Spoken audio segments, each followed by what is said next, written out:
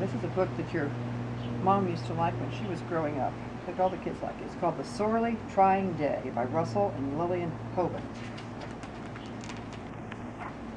Father came home feeling tired and weary. He had had a sorely trying day. When he opened the front door, he saw the cat was on top of the grandfather clock, and the dog was barking and trying to climb up after her. See, here's the cat way up here, and there's the dog trying to get up the top of the clock, and there's Daddy coming home.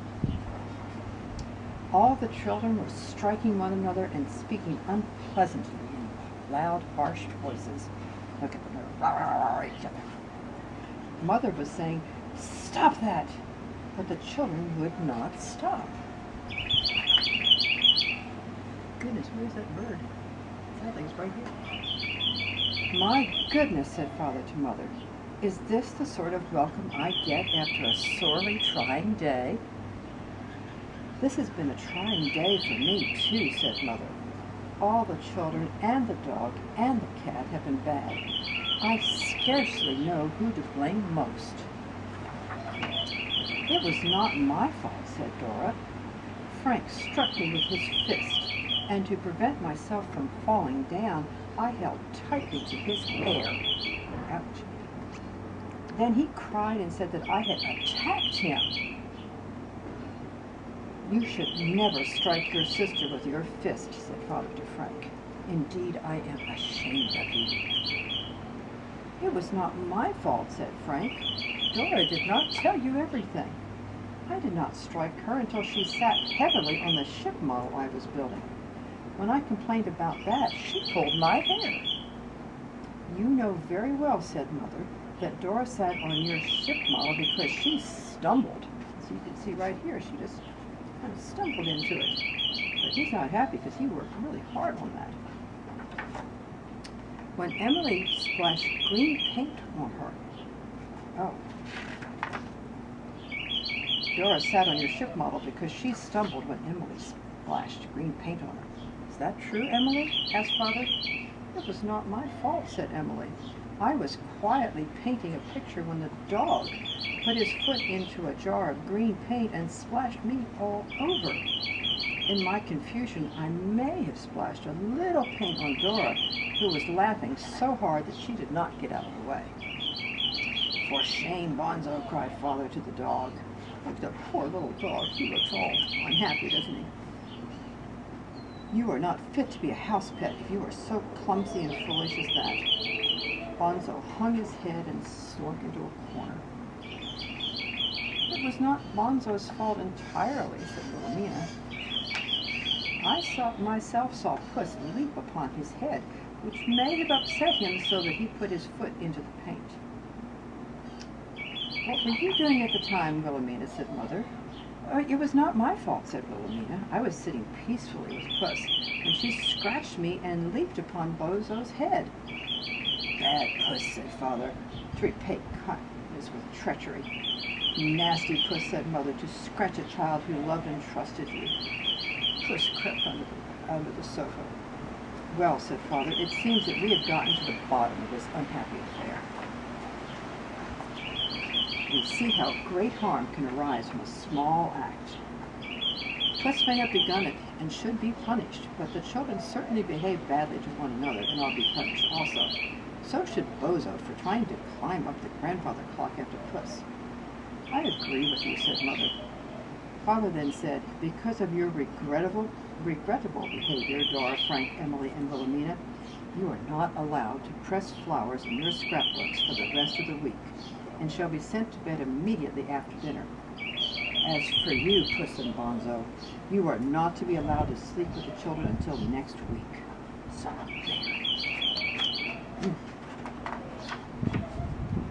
all the children cried bitterly because flower pressing was their favorite activity. Appeals, however, were useless. Father was adamant. Later, while Father and Mother were in another room, the children turned on Puss in anger. It's all your fault, they said, and put her out of the parlor. Puss sulked in the vestibule. I have been ill-used and unjustly treated, she muttered to herself, and it was not my fault. As she said this, she saw a mouse creeping from a small hole under the baseboard molding. Puss pounced upon him before he could escape. "It was all your fault," said Puss to the mouse. "Had it not been for you, I would not have been sitting in that chair. From that vantage point, I was watching the hole by which you usually enter the parlor. I became so absorbed I did not notice Wilhelmina until she sat on top of me, which so startled me that I scratched her, and she immediately threw me at Bonzo. That frightened me so that I scratched him, which made him so angry he gave chase, overturning the green paint and splashing Emily.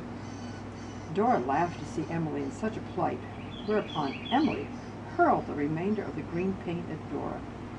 Dora stumbled backward and sat down heavily on Frank's ship model.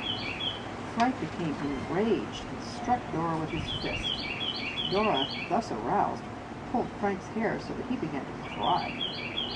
Emily, meanwhile, attacked Wilhelmina for her part in the incident of the paint. I sought refuge on top of the grandfather clock with Bonzo in close pursuit. It was upon this scene that Father unfortunately opened the door. "You have been the cause of this whole wretched business, and I am about to put an end to your evil doing." "There is little use in denying it," said the mouse. "It is indeed my fault, and I am ready to pay the price." He closed his eyes and waited for the cat to strike. "What did you say?" said the cat. "It is my fault," said the mouse. "Where so much unhappiness has arisen, there must be a cause of it. Someone must take the blame. As you have pointed out, I caused you to sit in that chair, and thus started this sorry chain of events. Let it be on my head. I am ready." He closed his eyes again. "Who do you think you are?" inquired Puss. "To put on such an air of nobility and unselfish heroism. You are nothing but a mouse, an insignificant rodent. You are the least of the least." "I may be small and insignificant," said the mouse, but all this suffering must end somewhere. Let it end with me, since I am the least of the least." "There is no need to be so puffed up about it," said Puss. The mouse said nothing, but waited, opened one eye. "You are insufferable," said Puss, "and I refuse to let you die a hero's death." She turned on her heel and went back to the parlor. Bonzo was still in the corner taking a nap. When Puss approached, his nose twitched and he looked up warily. "I should like to offer an apology," said Puss. "I was at fault for scratching you, and Wilhelmina threw me at you. I ought not to have lost my temper, and I am sorry." "Your words showed true generosity," said Bonzo, "and I must in truth bear my share of the blame. It was wrong of me to chase you up the grandfather clock, overturning the green paint on the way. Let us both make amends." Puss and Bonzo went to the children, who huddled by the fire, quarreling softly among themselves. Both animals showed that they were sorry for what they had done. Puss purred and rubbed against their legs, and Bonzo licked their hands. Wilhelmina started up guiltily. Look how Puss shows me affection after I had treated her so shabbily," she exclaimed. "I must tell the truth to Mother and Father," and she ran to them. "It was my fault that the trouble started," she said to her parents. "Carelessly, I sat down on top of Puss, and in her alarm she scratched me. It was cruel of me to throw her at Bonzo, but that is what I did. I am truly sorry." Emily came next. When Bonzo splashed the green paint on me, Dora laughed in a peculiarly aggravating way. Spitefully, I hurled the rest of the contents of the paint jar at her. That is why she stumbled backwards and sat on Frank's ship model, which so enraged him. I am sorry for my part in this. Frank pressed forward eagerly. "Although Dora destroyed a month's work when she sat on my model," he said, "I ought not to have struck her with my fist. That was unmanly of me, and I am sorry." Dora, hearing the others, did not hang back. If I had not laughed at Emily in that peculiarly aggravating way, she would not have hurled the green paint at me, and I should not have sat down on the model. Also, it was rude of me to pull Frank's hair when he shouted at me, and I am sorry. "You are good children," said Mother, "to admit that you were at fault and to share the blame. I am proud of you." So am I, said Father. Now that the blame has been divided into small portions, the whole affair is cleared up, and there is no more ill feeling. Our little family circle can once more be cheerful and contented. Shall we still be punished and not be allowed to press flowers in our scrapbooks? Asked the children as one. Yes, said Father. Every action has its consequence, and bad acts must be punished so that they will not be repeated. However, there are only 3 days left in the week, so you only have a little punishment to endure. At least we can all be friends again, now that we no longer blame one another for what happened. And Wilhelmina, holding Puss in her arms, said Wilhelmina, holding Puss in her arms, all the children felt better than they had before, and Bonzo wagged his tail happily. Father and Mother smiled fondly at their little family. Meanwhile, the mouse, shaken and exhausted from the encounter with the cat, slowly made his way home through the hole under the baseboard mold.